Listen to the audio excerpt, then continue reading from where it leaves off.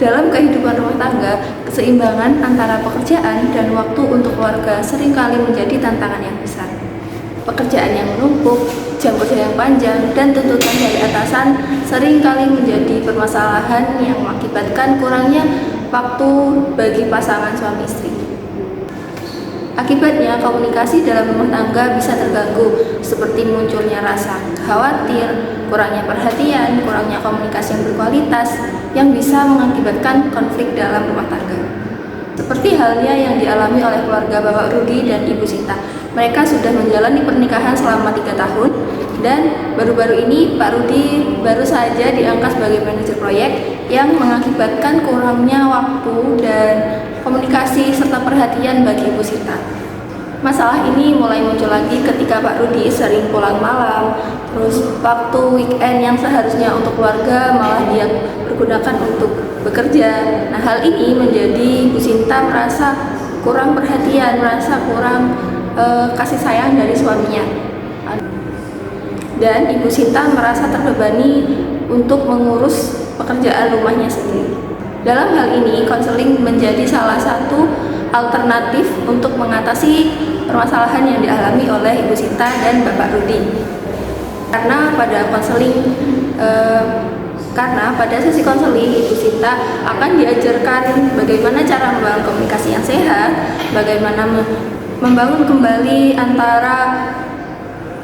dengan mengikuti konseling, Ibu Sinta dapat memahami bagaimana cara membangun komunikasi dengan suami, bagaimana cara memahami perasaan masing-masing, dan membangun kembali komunikasi serta hubungan rumah tangga yang sudah retak. Dalam konseling kali ini, konselor mengarahkan Ibu Sinta untuk bisa menemukan hal baru, pandangan baru, serta bisa berkomunikasi lebih baik kepadanya supaya hubungan antara Pak Rudi dan Ibu Sinta menjadi lebih baik lagi.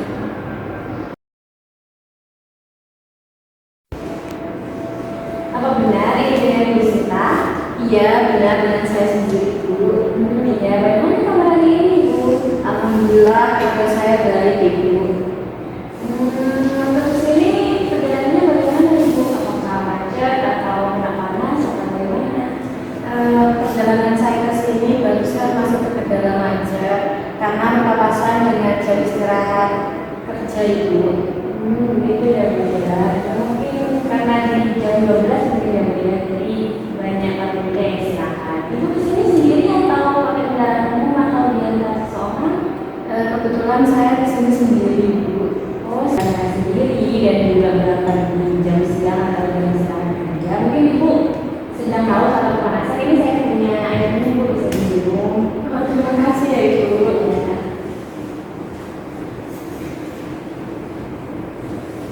Ibu kan tadi namanya di sini. Oh iya, Ibu, di sini kan tercatat nama Ibu itu Ibu Sinta Natasha. Di sini bisa dipanggil Ibu Sinta atau Ibu Nur atau Ibu Aisyah ya, Bu? Biasanya dipanggil Ibu Sinta dan di atas saja, Ibu. Oh, jadi di sini bisa dipanggil Ibu Sinta saja ya? Ya, betul. Ya, jadi saya Ibu ngapain aja, Bu? Saya hanya menjadi ibu rumah tangga di rumah. Oh, jadi Ibu tidak sibuk bekerja di luar atau punya bisnis itu nggak ada ya, Bu ya?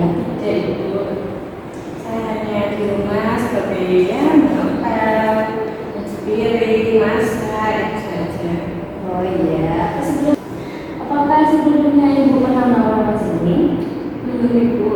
Oh belum. Jadi ini adalah pertama kalinya Ibu melamar sini ya, Bu ya?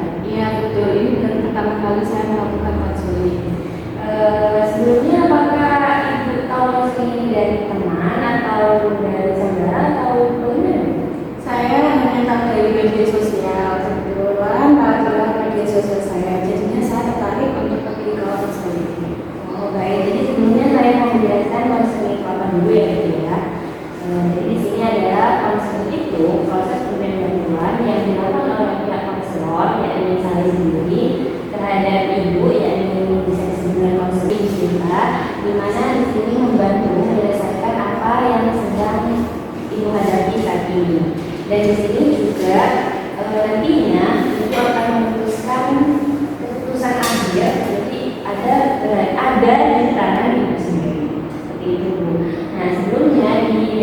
konseling ini juga ada kode etik Bu, salah satunya yakni asas kerahasiaan. Di asas kerahasiaan itu Ibu tidak perlu khawatir, tidak perlu cemas, dan tidak perlu takut bahwa apa yang akan Ibu katakan, apa yang Ibu ceritakan itu pasti aman di pihak kami dan tidak akan ada pihak ketiga yang akan mengetahuinya.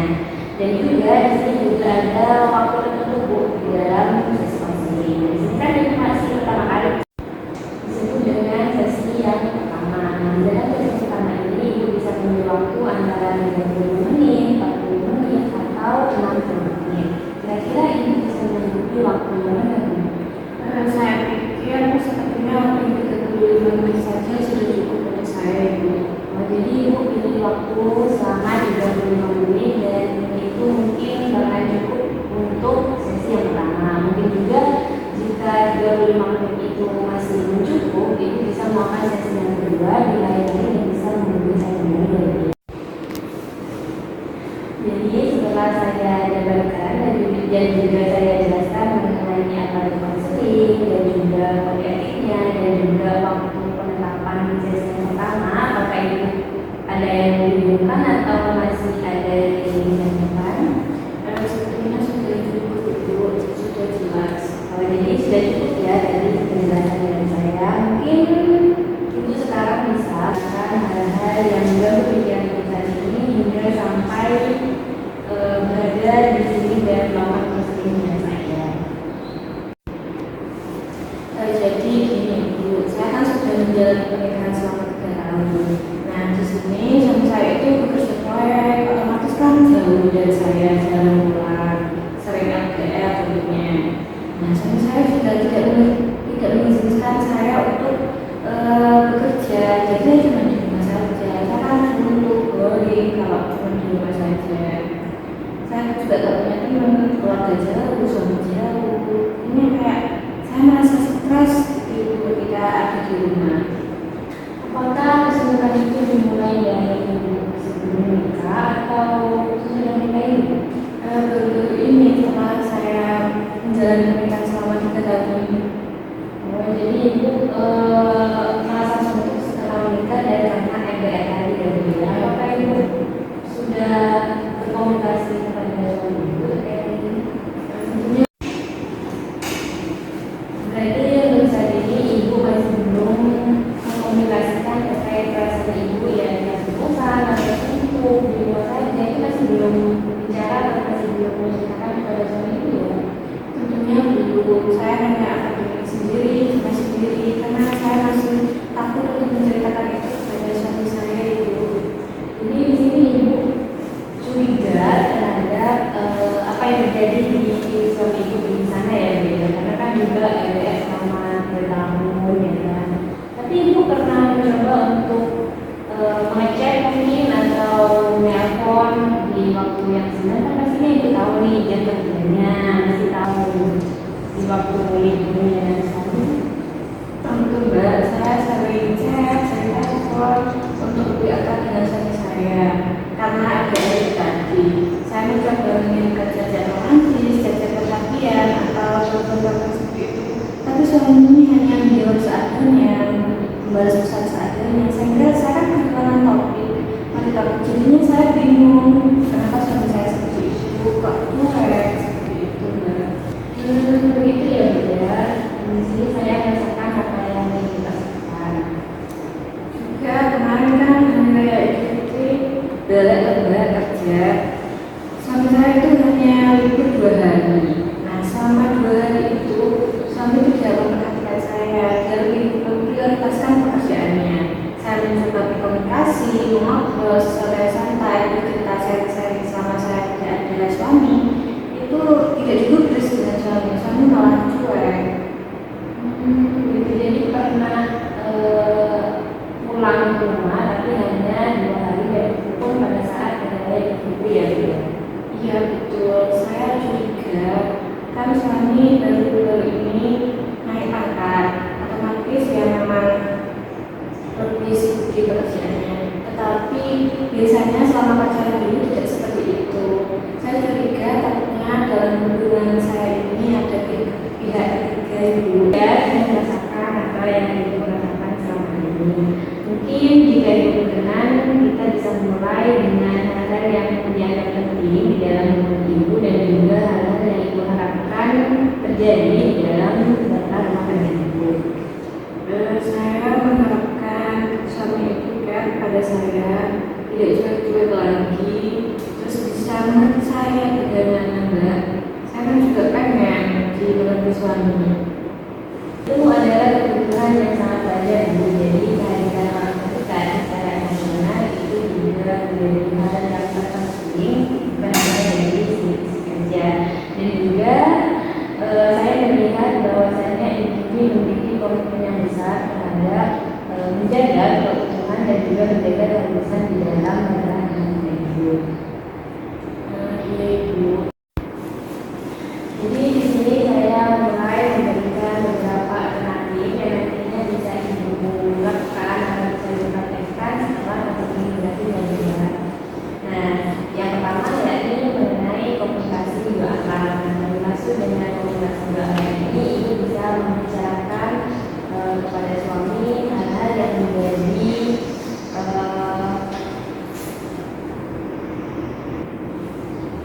hal-hal yang membuat ibu selama ini suntuk di rumah atau juga bosan di rumah gitu kan. Jadi komunikasi dua arah ini bisa menyampaikan secara terbuka kepada suami apa yang terjadi di dalam rumah ini ibu sendiri. Dan juga di dalam komunikasi ini ibu bisa menyampaikan perasaan-perasaan yang di luar dari bosan tadi, atau mungkin ibu sedang sendirian atau dari ibu si suami tidak memberikan apapun, yang kan hari keluarga ya Bu ya. Jadi kan ibu merasa suami gak all, gak suci ataupun yang lainnya. Dan juga di dalam komunikasi ini ibu bisa membicarakan mengenai kesepakatan yang baru. Mungkin kan di dalam waktu yang akhir-akhir ini kan si suami diangkat menjadi manajer, dan nantinya jam kerja, jam istirahat, dan juga waktu tidurnya mungkin berubah. Nah, itu mungkin si suami masih belum menyampaikan secara detail kepada ibu, dan itu kan ibu bisa membicarakan lebih lanjut kepada suami dan memberikan membuat kesepakatan baru. Jadi ibu bisa mengecek jam-jam yang mungkin suami bisa membalas secara respon, dan juga telepon atau PC di waktu libur yang memang pada saat itu benar-benar si suami di sana benar-benar sedang dan tidak ada jam kerja, mungkin seperti itu. Jadi untuk alternatif yang kedua yakni hobi ini mungkin di waktu senggang atau di waktu jam kerja suami atau di waktu lemburnya suami, itu ibu bisa melakukan hobi tertentu yang sangat ibu sukai. Mungkin bisa membaca buku, atau ibu bisa berbelanja, atau nonton YouTube, nonton Netflix dan sebagainya. Mungkin itu. Jadi waktu luang yang benar-benar tidak ada jawaban atau tidak ada respon dari si suami, ibu bisa menggunakan untuk melakukan hal-hal yang ibu sukai. Dan kedua anak itu mungkin bisa membantu ibu dalam menyelesaikan apa yang menjadi pikiran ibu yang baru juga ibu sampaikan. Dan juga di dua anak itu bisa ibu coba, mungkin salah satunya di antara dua itu. Sepertinya saya akan mencoba itu agar saya tidak merasa kesepian dan suntuk di rumah. Jadi ibu bakal mencoba dua-duanya atau saya akan mencoba kedua alternatif tersebut, dan saya akan berikan mana yang lebih pas untuk saya. Jadi setelah saya paparkan dan juga menjelaskan mengenai beberapa alternatif tadi, semoga bisa membantu ibu dalam menyelesaikan hal-hal yang menjadi beban pikiran ibu selama ini. Dan juga ini menjadi maka dari itu sesi konseling di sesi yang pertama ini bisa dilakukan, dan apabila dirasa ibu membutuhkan sesi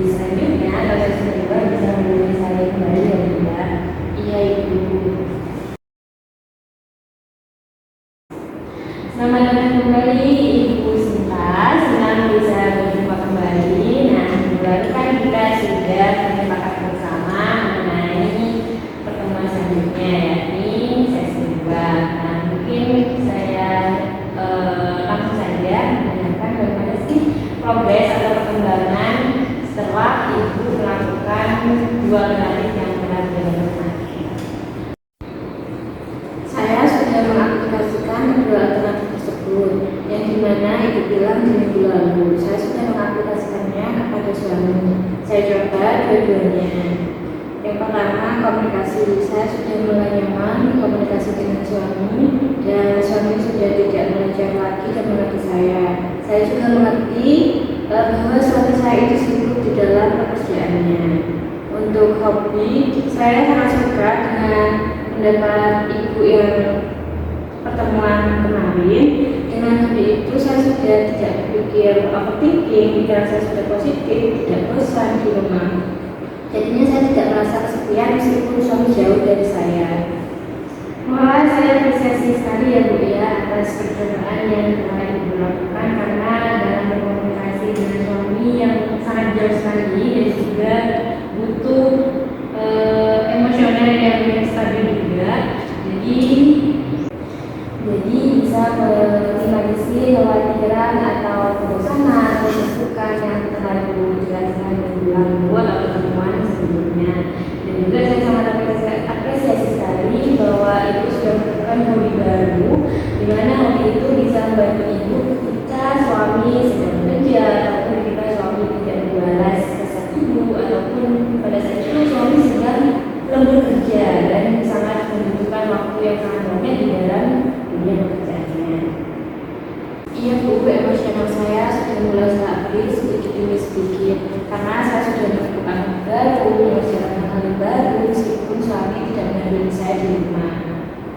Luar biasa ya Ibu, itu termasuk bukti bahwa perubahan kecil juga menjadi dampak yang besar. Dan juga di dalam rumah tangga itu sebenarnya hal yang paling penting itu adalah komunikasi yang dua arah. Jadi komunikasinya bukan hanya itu saja di situ, tapi juga ada keikutsertaan di sisi suami. Nah, ketika sudah komunikasi ini sudah baik, sudah sehat, jadi kan di dalam hubungan, di dalam harapan yang Ibu harapkan di dalam rumah tangga Ibu itu bisa sangat harmonis sekali, dan juga mempererat perasaan satu sama lain meskipun sangat sekali atau jarang sekali untuk bertemu. Jadi dalam rumah tangga itu butuh dengan saling berbagi satu sama lain, saling mengambil satu sama lain, dan juga komunikasi yang sekarang itu jauh lebih sehat, lebih dulu. Jadi dapat saya simpulkan bahwa pertemuan yang pertama sampai dengan pertemuan yang saat ini, yaitu pertemuan kedua, bahwa rasa kebosanan dan juga rasa kesendirian yang Ibu alami selama ini itu bisa diminimalisir oleh dua alternatif yang sudah diberikan kemarin, dan juga sudah Ibu aplikasikan sendiri. Jadi yang pertama yakni mengenai komunikasi. Nah, komunikasi ini juga dapat menumbuhkan rasa saling mengerti satu sama lain dan juga rasa saling memahami satu sama lain. Dan yang kedua yakni mengenai hobi. Nah, hobi ini Ibu mampu memaksimalkan waktu yang ada dan juga bisa bahagia ketika si suami tidak membalas chat Ibu secara respon, dan juga Ibu tidak merasa bosan lagi seperti yang mungkin. Itu saja yang bisa saya sampaikan pada sesi terakhir ini. Iya Ibu, terima kasih. Dalam sesi konseling ini saya sudah dibimbing untuk memecahkan akar saya yang saya pikirkan selama ini. Dari diskusi yang saya lakukan bersama Ibu, di sini saya sudah mulai mempunyai hobi-hobi baru.